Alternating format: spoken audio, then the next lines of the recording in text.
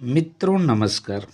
मैं नाथ सोनांचली कथा कहानी और उपन्यास के इस नए अंक के साथ पुनः उपस्थित हूँ। मित्रों, इस समय मैं वाचन कर रहा हूँ आवारा मसीहा का, जिसे लिखा है विष्णु प्रभाकर ने, और यह कथा शिल्पी शरद चंद्र चटर्जी की प्रामाणिक जीवनी है। अब तक मैं आवारा मसीहा के तृतीय पर्व दिशांत के भाग 18 तक का वाचन अपने वाचन के पिछले क्रम में कर चुका हूँ। आज लीजिए सुनिए आवारा मसीहा तृतीय पर्व दिशांत के भाग 19 का वाचन मेरे अर्थात नाथ सोनांचली के स्वर में। चंदन नगर की गोष्ठी में उन्होंने कहा था, राजनीति में भाग लिया था किंतु अब उससे छुट्टी ले ली है। उस भीड़ भाड़ में कुछ न हो सका। बहुत सा समय भी नष्ट हुआ। इतना समय नष्ट करने से भी तो चल सकता था। जो हुआ सो हुआ। कुछ अनुभव ही प्राप्त हुआ। आगे से अपनी साहित्य साधना में ही लगा रहूंगा। इस समय देश में नमक सत्याग्रह का जोर था। इसी गोष्ठी में एक बंधु ने पूछा, वर्तमान राजनीतिक आंदोलन के संबंध में कुछ कहिए। कैसा चल रहा है और आपको कैसा लगता है? उन्होंने उत्तर दिया, अच्छा ही चल रहा है, किंतु मैं इस संबंध में कुछ न कह सकूंगा। इससे स्पष्ट है कि अब उनका मन राजनीति से उचट रहा था, और यह भी सत्य है कि उनके राजनीति में जाने से साहित्य की हानि हुई। परंतु देश की स्वाधीनता के लिए प्रयत्न करना साहित्यकार का उतना ही अधिकार वे मानते थे जितना राजनीतिज्ञ का, बल्कि उससे कुछ अधिक ही। इसलिए अहिंसा और चरखे में विश्वास न रखते हुए भी उन्होंने अनुशासन के कारण उनका यथाशक्ति समापन किया। लेकिन ऐसा लगता है कि इस उदासी के बावजूद उन्हें शीघ्र ही मुक्ति नहीं मिल गई। कुछ दिन और वे उससे जुड़े रहे। उनकी राजनीतिक मान्यता क्या थी, यह उनके कार्यों से और उनके विचारों से स्पष्ट हो जाता है, जो पथेरदाबी में उन्होंने प्रकट किए। उसके प्रकाशन काल में एक दिन कई कांग्रेस जन उनसे मिलने आए। प्रायः सलाह मशविरे के लिए आते रहते थे। उस दिन उन्होंने पूछा, अहिंसक सत्याग्रह और हिंसक विप्लव, इन दोनों में आप किसका समर्थन करते हैं? आप हावड़ा कांग्रेस के सभापति हैं और कांग्रेस हाई कमांड का आपके प्रति अस्थायी निर्देश है अहिंसात्मक सत्याग्रह, मगर आपके पथेरदाबी उपन्यास में हिंसा का संकेत है। उन्होंने उत्तर दिया, मैं हिंसा का समर्थन नहीं करता, यह सत्य है। फिर भी न जाने क्यों क्रांतिकारियों के प्रति मेरे अंदर यह एक कमजोरी रह गई है। इसलिए खतरा उठाकर भी इनसे संपर्क रखने और कभी कभी यथासंभव आर्थिक मदद करने में मैं तनिक भी आगा पीछा नहीं करता। तुम लोगों में शायद कोई नहीं जानता कि इनमें से कई गहरी रात के अंधेरे में मेरे पास आया करते हैं। अभी उस दिन दहाड़े सबकी आंखों में धूल झोंक कर एक क्रांतिकारी मेरे घर पर कुछ घंटे काटा था। उस दिन उसके एक आदमी ने आकर मुझे खबर दी कि दोपहर के समय आलू का टोकरा लिए आलू ले लो चिल्लाता हुआ वह क्रांतिकारी घर के पास से गुजरेगा। उसकी आवाज़ सुनकर आलू लेने के बहाने मैं उसे घर के अंदर बुला लूं। आवाज़ तो सुनी, मगर अचानक उसे बुलाऊं कैसे? यहाँ आने के बाद कभी कोई चीज़ स्वयं नहीं खरीदी। आज अगर अचानक आलू वाले को बुलाने की बात की तो लोगों को शक होगा और उसकी गोपनीयता प्रकट हो जाएगी। बहुत सोच विचार कर आखिर गृह स्वामिनी की शरण ली। बुलाकर कहा, बड़ी बहू, कोई आलू वाला पुकार रहा है, आलू लोगी क्या? गृह स्वामिनी बोली, घर में ढेर सारे आलू पड़े हैं, आज ही तो बाजार से आए हैं। मैं बड़ी आतुरता से बोला, तो क्या बेचारा इस चिलचिलाती धूप में आलू आलू चिल्लाता खाली हाथ लौट जाएगा? शायद उसकी अभी तक बोहनी भी नहीं हुई है। थोड़े ले लो, आलू ऐसी कोई खराब होने वाली चीज़ नहीं है। घर में पड़े रहने पर भी कोई नुकसान नहीं होगा। आह, इस भरी दोपहरी में बेचारा चिल्लाता फिर रहा है। मुझे सचमुच उस पर बड़ी दया आती है। तुम्हारी सनक बड़ी अनोखी है, कहकर गृहस्वामिनी ने आलू वाले को बुलाने के लिए आदेश दिया। उसके आने पर थोड़े से आलू लिए भी। मैं दरवाजे के पास ही खड़ा था, सोच रहा था कि क्या करूं। अंत में बोला, दोपहर तो ढल गई, कुछ खाया पिया भी है भाई? वह बोला, कैसे खाता पीता बाबूजी, आलू बेचकर कब घर लौटूंगा, इसका कोई ठिकाना है क्या? शायद शाम तक कुछ मिल सके। मैं बोला, तो भाई एक काम करो, यहीं 2 कौर क्यों नहीं खा लेते? इस भरी दोपहरी में ब्राह्मण के द्वार से बिना खाए तुम नहीं जा सकते। उसने कहा, बाबूजी, ब्राह्मण के यहाँ बहुत दिनों से प्रसाद नहीं पाया, मिले तो मेरा परम सौभाग्य होगा। उधर गृहस्वामिनी कान में बुदबुदा रही थी, तुम खामखा झंझट मोल ले रहे हो, आया है आलू बेचने, उसे खिलाने की क्या जरूरत पड़ गई? वह क्या अतिथि है या कोई भिखारी कि बुलाकर खिलाना होगा? इसके अलावा चूल्हा चौका भी तो उठ चुका है, मछली वछली भी नहीं रह गई है। मैं धीरे से बोला, जानती हो, इस भरी दोपहरी में बिना खाए लौट जाएगा तो गृहस्थ का अकल्याण होगा। और मछली की बात कह रही हो, नन्ही को कहने से वह भी जाल फेंक कर तालाब से मछलियां ले आएगा। अकल्याण की बात सुनकर गृहस्वामिनी तैयार हो गई। इतनी गोपनीयता का एक कारण था। घर के लोगों को उससे असाधारण परिचय का पता यदि चल जाता तो बात धीरे धीरे फूट जाती। फिर हमारे मकान के सामने ही चौकीदार का घर था। पता लगने पर थाने में निश्चय ही रिपोर्ट लिखा आता, इसीलिए इतनी सावधानी बरतने को बाध्य हुआ था। देश के लिए जो काम करते हैं उन सब पर मैं श्रद्धा रखता हूँ, भले ही वे हिंसात्मक क्रांतिकारी हों या अहिंसात्मक सत्याग्रही। मेरे लिए वे दोनों ही समान श्रद्धा के पात्र हैं। इस असमय में गृहस्वामिनी से रसोई करवाने में मुझे संकोच अवश्य हो रहा था, पर कोई चारा भी तो नहीं था। ननी जाल लेकर तालाब की ओर चला गया और बड़ी बहू अतिथि सत्कार के लिए रसोई घर में व्यस्त हो गई। इस एकांत का लाभ उठाकर मैंने आलू वाले से उसकी कहानी सुनी। उसे कुछ रुपयों की आवश्यकता थी, दे दिए। यह बात कोई नहीं जान सका, क्योंकि बीच बीच में मैं ऊंची आवाज में आलू वाले से समय के अनुरूप बातें करता रहता था। आखिर रसोई तैयार हुई और खा पी कर वह आलू ले लो चिल्लाता हुआ चला गया। हावड़ा डकैती में एक अभियुक्त था लाल बिहारी। जेल से फरार होकर वह सीधा उनके पास आया।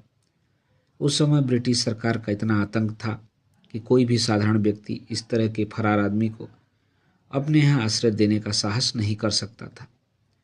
पर शरदचंद्र कभी असाधारण बनकर नहीं रहे। उन्होंने लाल बिहारी को आश्रय ही नहीं दिया, अपना अनुचर बनाकर नियमित रूप से उसे वेतन भी देते रहे। आलू वाला लाल बिहारी, स्वदेश रंजन दास, सचिंद्रनाथ सन्याल और बिपिन बिहारी गांगुली, कितने नाम लिए जाएं।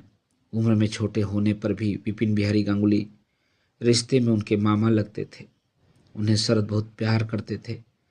दुखी मन से उन्होंने एक दिन कहा था, कितने अद्भुत हैं ये विप्लवी लोग। उनका एक दृष्टांत है हमारा विपिन। देश के लिए कितने कष्ट में उसने अपना सारा जीवन दिया है। आधा जीवन तो उसका जेल में कट गया। कितनी बार कहा कि बिस्तर पर सो, कुछ आदर और प्यार ग्रहण करो, लेकिन उसके पास समय ही नहीं। और समय आए कहाँ से? देश की चिंता छोड़कर उसे कोई और चिंता नहीं है। विपिन रहने के लिए तो नहीं, लेकिन किसी न किसी प्रकार की सहायता के लिए आते ही रहते थे। एक बार वे स्त्री का वेश बनाकर आए। शरद हंसकर कहते, विपिन जब भी मेरे पास आता है पिस्तौल लेकर आता है, मानो उसके बूते पर वह पैसा वसूल करना चाहता है। उस दिन वह आया, 700 रुपये की उसे सख्त जरूरत थी। कुछ घंटे रहकर लौट गया। उसके पीछे पुलिस पड़ी है, पकड़ लेती तो मैं क्या करता। लेकिन मैं जानता हूँ, पकड़े जाने पर भी वह यह न कहता कि उसने रुपया मुझसे पाया है। उस जैसे विप्लवी कम ही हैं। क्रांतिकारी सरस साहित्य के प्रशंसक थे, विशेषकर पथेर दाबी के, और शरदचंद्र प्रशंसक थे उसकी निर्भीकता के। वह सिद्धांतवादी नहीं थे। सिद्धांत यदि उनका कोई था तो वह एक था, अन्याय का प्रतिकार। दासता से बड़ा और अन्याय क्या होगा, इसलिए देश की मुक्ति ही उनके लिए चरम सत्य थी, उस तक पहुंचने की मार्ग नहीं। असहयोग आंदोलन के प्रारंभिक युग में भी उनकी यही मान्यता थी। तभी अनेक कांग्रेसी कार्यकर्ता उनके पास विचार विनिमय के लिए आते थे। इन दिनों कांग्रेस की स्थिति बहुत अच्छी नहीं थी। सन 1928 के अंत में कलकत्ता में पंडित मोतीलाल नेहरू के सभापतित्व में राष्ट्रीय कांग्रेस का अधिवेशन हुआ। इस अधिवेशन में कांग्रेस ने सर्वदल समिति नेहरू कमेटी की रिपोर्ट में शासन विधान की जो तजवीज़ पेश की गई उसको स्वीकार करते हुए कहा, अगर ब्रिटिश पार्लियामेंट इस विधान को ज्यों का त्यों 31 दिसंबर 1929 तक या उससे पहले स्वीकार कर ले तो कांग्रेस इस विधान को अपना लेगी, बशर्ते कि राजनीतिक स्थिति में कोई विशेष परिवर्तन न हो।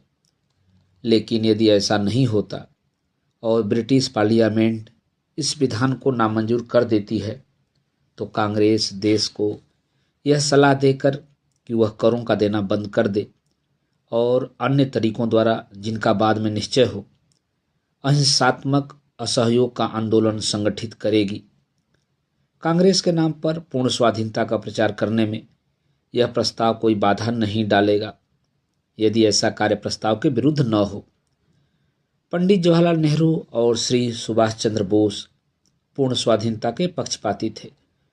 उन्होंने इस प्रस्ताव में संशोधन पेश किए परंतु वे स्वीकृत नहीं हो सके। तब विरोधियों ने स्वाधीनता संघ नाम की एक नई संस्था का निर्माण किया। बंगाल इस संघ में शामिल नहीं हुआ। उसने सुभाष चंद्र के नेतृत्व में एक अलग संघ बनाया। इन दिनों बंगाल कांग्रेस में दो दल थे। एक दल के नेता थे यामिनी मोहन सेनगुप्त, जो कलकत्ता अधिवेशन के स्वागताध्यक्ष थे। उनका समर्थन करने वालों में अनुशीलन समिति, गौरांग प्रेस और सोशलिस्ट दल के लोग प्रमुख थे। उनके विरोध में 5 बड़ों का एक दल था। ये थे सर्वश्री विधान चंद्र राय, नलिनी रंजन सरकार, निर्मल चंद्र चंद्र, तुलसी चंद गोस्वामी और शरद चंद्र बोस। सुभाष चंद्र बोस, जो भी कलकत्ता अधिवेशन में जीओसी थे, बाद में इसी दल में मिल गए और वे ही इसके नेता हुए। सरकारी प्रेस और चटगांव दल के नेता भी इन्हीं के साथ थे। इसके अतिरिक्त कम्युनिस्ट दल की पेजेंट एंड वर्कर सोसाइटी भी काफ़ी सजग थी। वे सब एक दूसरे के उग्र विरोधी थे। इस समय की स्थिति का बड़ा सही विश्लेषण उत्तर कलकत्ता में होने वाले जिला राष्ट्रीय सम्मेलन के सभापति के पद से बोलते हुए श्री उपेंद्रनाथ बंदोपाध्याय ने किया था। उन्होंने कहा था, आज बंगाल में किसी के भी अपने प्राण उसके अपने रहने के योग्य नहीं रह गया है। सभी निकल पड़े हैं। सभी को कैप्चर करने दादा लोग, वयोज्येष्ठ कर्मी निकल पड़े हैं। लड़कों, अल्पायु कर्मी को कैप्चर करने लड़के लोग निकल पड़े हैं। दादा लोगों को कैप्चर करने लीडर चेलों पर कब्जा करने निकल पड़े हैं और चेले लीडरों पर कब्जा करने। चारों ओर यही शोर है, कैप्चर करो, कैप्चर करो, कब्जा करो, कब्जा करो। इस विषाक्त वातावरण में शरदचंद्र की स्थिति बड़ी विचित्र थी। वह प्रकट रूप में नेता नहीं थे, न किसी दल विशेष से उनका संबंध था। दोनों ही दलों में उनके प्रियजन थे। उनके पास जो भी आता समान रूप से प्यार पाता। परंतु वह देशबंधु के कारण कांग्रेस में सक्रिय हुए थे और सुभाष चंद्र देशबंधु के प्रिय शिष्य थे। शरद भी उन्हें अंतर्मन से प्यार करते थे। वह कहते थे, सबको छोड़ सकता हूँ, सुभाष को नहीं। सचिनंदन ने लिखा है, उस बार हावड़ा जिला कर्मी सम्मेलन का शिवपुर में होना निश्चित हुआ। उनके प्रिय शिष्य और साथी प्रबोध बसु, विजय भट्टाचार्य, कानाई गांगुली, अगम दत्त, गुरदास दत्त, जीवन माइती, गुरुपद मुखोपाध्याय, विपिन गांगुली, भूपेंद्र दत्त, अध्यापक ज्योतिष घोष आदि सम्मेलन के उद्योता थे। दलादली के कारण सुभाष चंद्र बोस को इस सम्मेलन में निमंत्रित नहीं किया गया। जब ये लोग शरदचंद्र को बुलाने आए तो वे बोले, मैं नहीं जाऊंगा। क्यों नहीं जाएंगे? हावड़ा जिले का कर्मी सम्मेलन है, वहाँ सुभाष को क्यों नहीं बुलाया गया? शिवहीन यज्ञ में मैं नहीं जा सकूंगा। एक बंधु क्रुद्ध होकर बोले, आपका सुभाष शिव नहीं है, भूत है। शरद बाबू ने उत्तर दिया, भूत नहीं भाई, भूत नहीं, भूतनाथ कहो। कई व्यक्ति एक साथ बोल उठे, वहीं आपके सब कुछ हैं, हम आपके कुछ नहीं। अवरुद्ध कंठ से वह बोले, आप मेरे बहुत कुछ हैं। कितने कुछ हैं इसका कोई था नहीं, किंतु फिर भी मैं नहीं जाऊंगा। वह नहीं गए। जो उनको बुलाने गए थे वे भी उनके प्रिय थे, और जिनको नहीं बुलाया गया था वे भी प्रिय थे।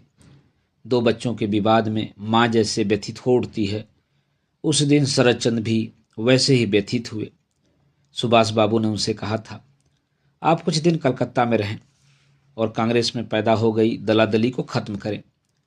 लेकिन ऐसा लगता है यह काम उनके बूते का नहीं था।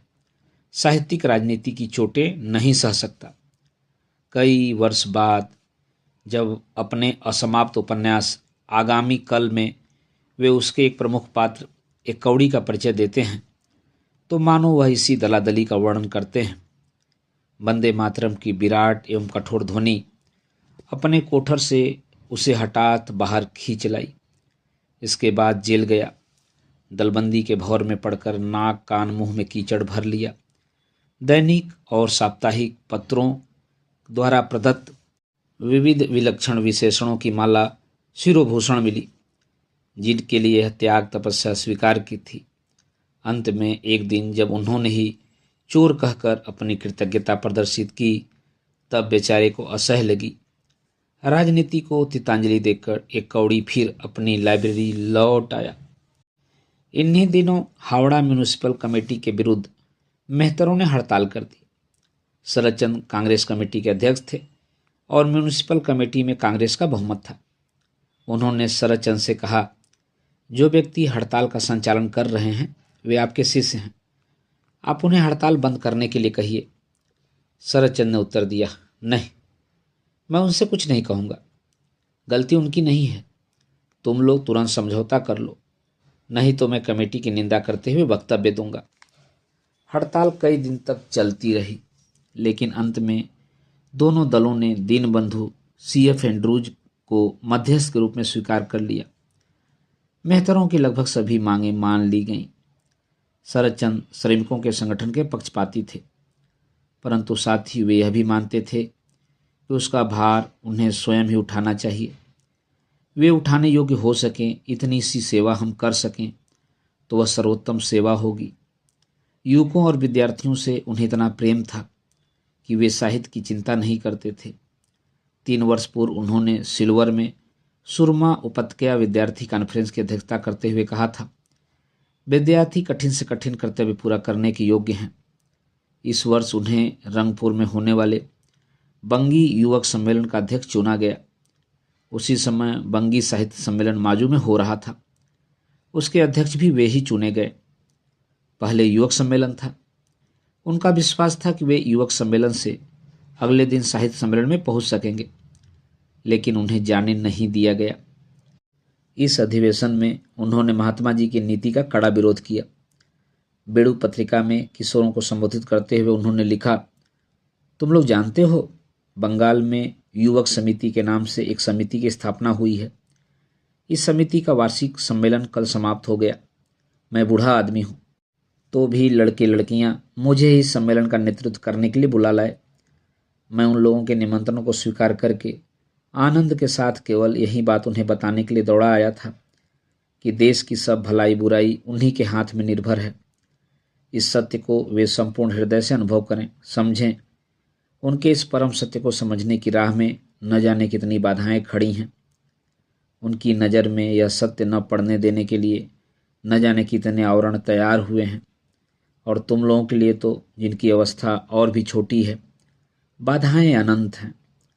बाधा जो लोग देते हैं वे कहते हैं कि सभी सत्य जानने का सभी को अधिकार नहीं है। तुम लोग भी इसी तरह जन्मभूमि के संबंध में अनेक तथ्यों, अनेक ज्ञानों से वंचित हो रहे हो। इसी आशंका से कि सच्ची खबर पाने से तुम लोगों का मन न भटके, कहीं तुम्हारी स्कूल कॉलेज की पढ़ाई में, कहीं तुम्हारी परीक्षा पास करने की परम वस्तु में धक्का न लगे, मिथ्या से भी तुम्हारी दृष्टि अवरुद्ध की गई है। युवा समिति के सम्मेलन में यही बात मैंने सबसे अधिक कहनी चाहिए थी। कहना चाहा था कि पराधीन देश को विदेशी शासन से मुक्त करने के अभिप्राय से तुम लोगों के इस संघ का गठन हुआ है। स्कूल कॉलेज के छात्रों को पढ़ने की अवस्था में भी देश के काम में योग देने का, देश की स्वाधीनता पराधीनता के बारे में सोचने विचारने का अधिकार है और इस अधिकार की बात को भी मुक्त कंठ से घोषित करने का अधिकार है। परीक्षा पास करने की आवश्यकता है, किंतु यह उससे भी अधिक आवश्यक है।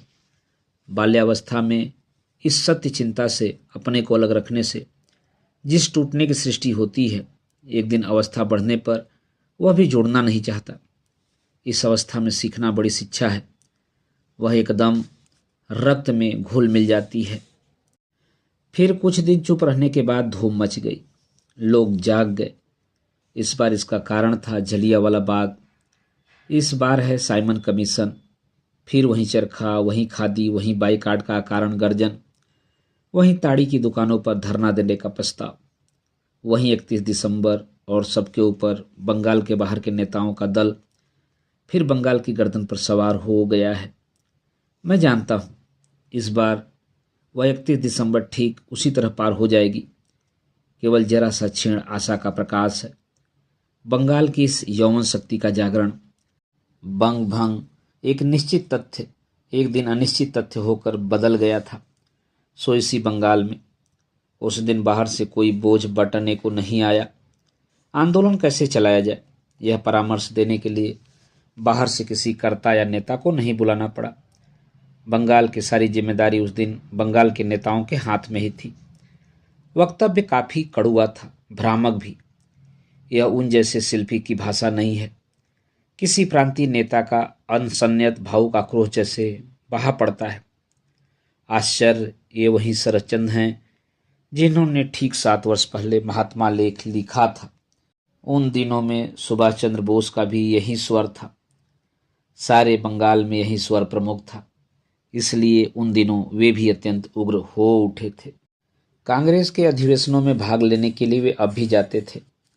रावी के तट पर पंडित जवाहरलाल नेहरू की अध्यक्षता में कांग्रेस का जो महत्वपूर्ण अधिवेशन हुआ था और जिसमें पूर्ण स्वराज की मांग की गई थी, उसमें वे उपस्थित थे। इस अवसर पर प्रवासी बंगालियों ने अपने अपराजेय कथा शिल्पी का हार्दिक अभिनंदन किया। उसी अभिनंदन के उत्तर में उन्होंने घोषणा की थी, गर्व करने योग्य हमारे पास एक ही वस्तु है, यह भाषा। पर स्वास्थ्य उनका दिन पर दिन गिरता जा रहा था। श्री केदारनाथ बंदोपाध्याय को उन्होंने लिखा, अच्छा हूँ, रात दिन इजी चेयर पर घिरे बरामदे में लेटा रहता हूँ। दायां पैर लंगड़ा है, दाहिना कान बहरा है। बवासीर के बहाने बेकार खून नियमित रूप से निकलता रहता है। तंद्रा में आराम से क्षण भर सो जाता हूँ, स्वप्न देखता हूँ, जाग पड़ता हूँ। सामने बड़ी नदी दिखाई पड़ती है, पाल वाली नावों को गिनता हूँ। न जाने कब अचानक आंख बंद हो जाती है, सारी बातें भूल जाता हूँ। दक्षिण से सूर्यदेव आकर तेज धूप से बदन गर्म कर देते हैं। आंखें खोलने पर गुरूड़े की निगली खींचकर देखता हूँ, कहता हूँ कोई है, चिलम भर दे। शायद भर भी देता है, पर खींचने पर देखता हूँ कि धुआं नहीं है। डांटने पर कहता है कि आप सो रहे थे, चढ़ी चिलम जल गई। परीक्षा करने की शक्ति नहीं है, फिर भी ऊंची आवाज में डांट कर कहता हूँ, हाँ हाँ सो रहा था, और नहीं तो क्या, झूठा कहीं का। फिर भर दे दिल्ली से लाई उस बड़ी चिलम को, जिससे जल्दी जल नहीं जाए। उसके चले जाने पर मन ही मन कहता हूँ, भगवान सचमुच ही हो तो मेरे अनुरोध को क्यों मान नहीं लेते। कोई तुम्हारी निंदा नहीं करेगा। सिर की कसम बाबा, आप मान लें। एक दिन मान लेंगे जानता हूँ, पर मेरी ही तरह समय व्यतीत हो जाने पर तब प्रसन्नतापूर्वक नहीं ले सकूँगा। बुलावा आ गया है, पाथे मौजूद है। सोते सोते और जागते जागते पढ़ना शुरू कर देता हूँ। बहुत दिनों की आदत है। बहुत तेरी अफीम खून में मिली है। हारा हूँ बहुतों से, पर हराया है बेटा आबकारी वालों को। इसलिए भरोसा है कि नींद में भी पाथे का रस नीचे ही जा गिरेगा। स्वास्थ्य चाहे जितना ही खराब हो, उनके लिए प्रिय सुभाष को छोड़ना अभी भी संभव नहीं हो पा रहा था। इसलिए अगले वर्ष हावड़ा जिला कांग्रेस कमेटी के चुनाव में काफ़ी हल्ला गुल्ला, काफ़ी गाली गलौज और लाठी पटकना हुआ। डंडे के डर से कांटेदार तार का घेरा में इलेक्ट्रिफिकेशन के तैयार रखा गया था। इसी कारण दंगा नहीं हो सका और चुनाव निर्विघ्न समाप्त हो गया। शरद बाबू का दल अर्थात सुभाष बाबू का दल फिर प्रतिष्ठित हो गया। 10 साल से उसका आधिपत्य चला आ रहा था। इस निहित स्वार्थ को भला कैसे छोड़ा जा सकता था। उनके दल का तर्क था कि गलतियां कितनी ही क्यों न हो, तुम लोग बोलने वाले कौन हो? देश की आज़ादी आती है तो हमारे ही द्वारा आएगी, तुम लोगों के द्वारा नहीं आएगी। तुम लोग हाथ डालने मत आओ। दूसरा दल भी आसानी से मानने वाला नहीं था, इसलिए आवेश और आक्रोश था। एक पत्र में शरद बाबू ने इस दलादली के स्वरूप का अपनी सहज विनोद प्रिय शैली में सुंदर वर्णन किया है। देशोद्धार करने के लिए सुभाष के दल ने मुझे जबरदस्ती कुमिल्ला चालान कर दिया है। रास्ते में एक दल ने सेम सेम कहा। खिड़की के रास्ते से कोयले का चूरा सिरा और बदन पर बिखेर कर प्रीति ज्ञापन किया। दूसरे दल ने 12 घोड़ों की गाड़ी में जुलूस निकालकर बता दिया कि कोयले का चूरा कुछ नहीं, वह माया है। जो कुछ भी हो, रूप नारायण के तीर पर वापस आ गया हूँ। श्री अरविंद के मुक्त मनुष्य में व्यक्तिगत आशा नहीं रहती। इस शक्ति की उपलब्धि करने में मुझे अब देर नहीं है। जय हो 12 घोड़े की गाड़ी की, जय हो कोयले के चूरे की। लेकिन ऐसा लगता है कि इस परिहास वृत्ति के बावजूद यह राजनीतिक वितंडावाद उन्हें बहुत देर तक बांध कर नहीं रख सका। अंततः वे अपने साहित्य जगत में पहुंच गए। जैसे उनकी वह गतिमय तटस्थ वृत्ति फिर लौट आई और वे पहले की तरह अपने मनुष्य को प्यार करने लगे। और इसीलिए जब 3 वर्ष बाद महात्मा जी ने कांग्रेस की सदस्यता से त्यागपत्र दे दिया, तब शरद बाबू ने एक शिल्पी की अंतर्दृष्टि से लिखा, चरखे से देश की उन्नति हुई या नहीं, अद्रोह असहयोग देश की राजनीतिक मुक्ति ला सका या नहीं, आईन अमान्य आंदोलन का अंतिम परिणाम क्या होगा, ये सब प्रश्न आज नहीं। किंतु महात्मा का यह दावा सत्य स्वीकार करता हूँ कि उनके बताए मार्ग से भारत क्षतिग्रस्त नहीं हुआ। बाद में हो सकता है उनका मत व पथ दोनों बदल जाए, उनके आदर्श का चिन्ह भी न रहे, तथापि वे जो कुछ दे गए हैं सब कुछ परिवर्तन हो जाने पर भी वह अमर रहेगा। श्रृंखला मुक्त भारत को उनका यह ऋण किसी भी दिन विस्मृत न होगा। आज वे कांग्रेस से बाहर आए हैं, उसका त्याग नहीं किया है, करने का उपाय ही नहीं है। जिस शिशु को उन्होंने मानुष किया है वह आज बड़ा हो गया है, इसीलिए उसको अपने कठिन शासन पाश से महात्मा ने मुक्त किया है, स्वेच्छा से मुक्ति दी है। इसमें शोक करने का कारण नहीं है। इस मुक्ति से दोनों का मंगल होगा, यही मेरी आशा है। मित्रों, अभी आप सुन रहे थे आवारा मसीहा तृतीय पर्व दिशांत के भाग 19 का वाचन मेरे अर्थात नासुनांचली के स्वर में। मित्रों, आवारा मसीहा के आगे के भागों का वाचन आप मेरे वाचन के अगले क्रम में सुन सकते हैं। तो जुड़े रहिए कथा कहानी और उपन्यास के साथ। धन्यवाद। नमस्कार।